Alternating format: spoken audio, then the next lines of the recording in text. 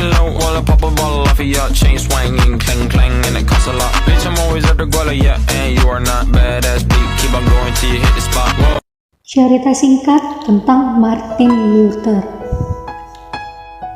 Jika berbicara tentang reformasi gereja, maka kita tidak akan terlepas dari kisah Martin Luther yang dikenal sebagai seorang tokoh reformator gereja dari Jerman pada abad yang ke-16, yang oleh karena gerakan reformasi yang ia usahakan sehingga kini banyak berdirinya gereja-gereja Kristen di samping gereja Katolik Roma, yakni gereja Lutheran atau gereja Protestan.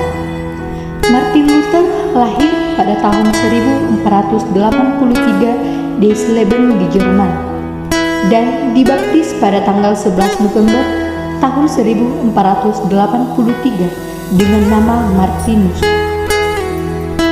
Ayah Luther bernama Hans Luther dan ibunya bernama Margaretha. Keluarga Luther merupakan keluarga yang saleh sehingga Luther dibesarkan dalam lingkungan kehidupan yang baik dan ramah sehingga tumbuh menjadi anak yang pintar. Pada suatu hari, waktu Luther berada dalam perjalanan pulang, tiba-tiba turun hujan yang sangat deras, kilat sehingga Luther sangat ketakutan. Lalu ia berdoa, katanya, "Santa Anna yang baik, tolonglah. Aku ingin menjadi seorang biarawan." Pada tanggal 16 Juli tahun 1505, Luther memasuki biara serikat Eremit Augustinus di Erfurt. Namun, walaupun Luther sudah menjadi seorang biarawan, tapi ia tidak merasa damai di hatinya. Luther banyak berpuasa, berdoa, dan mengaku dosanya serta selalu mengucapkan doa Bapa Kami sebanyak 27 kali. Luther berdoa agar dia memperoleh keselamatannya. Pada tanggal 2 Mei 1507, Luther ditahbiskan menjadi seorang imam. Luther sangat bahagia karena bisa berhadapan muka dengan Bapa Suci di Roma.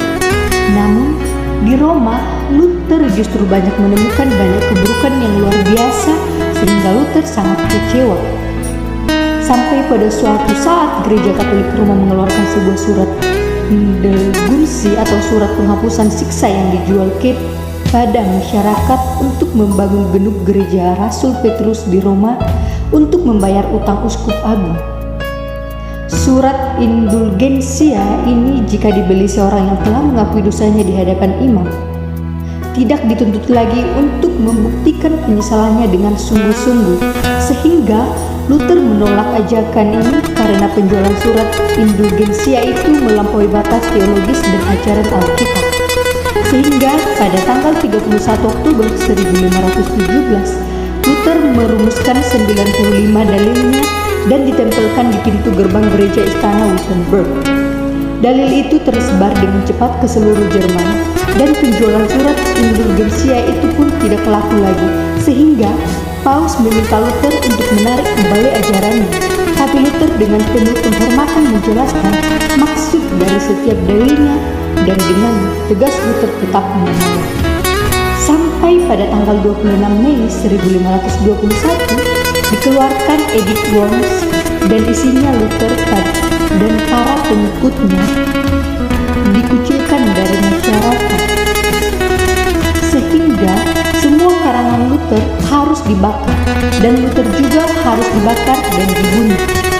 Namun karena Raja Frederick yang bijaksana, ia memerintahkan pasukannya untuk menangkap dan menyembunyikan Luther selama 10 bulan di istana Wartburg. Nah, disitulah akhirnya Luther berhasil menerjemahkan kitab Perjanjian Baru dan awalnya ditulis dalam bahasa Yunani ke bahasa Jerman, sehingga semua orang lebih mudah untuk membaca Alkitab dan memahami isi Alkitab menurut bahasa mereka sendiri. Sehingga mulai saat itulah gerakan reformasi mulai tersebar ke seluruh dunia sampai pada saat ini.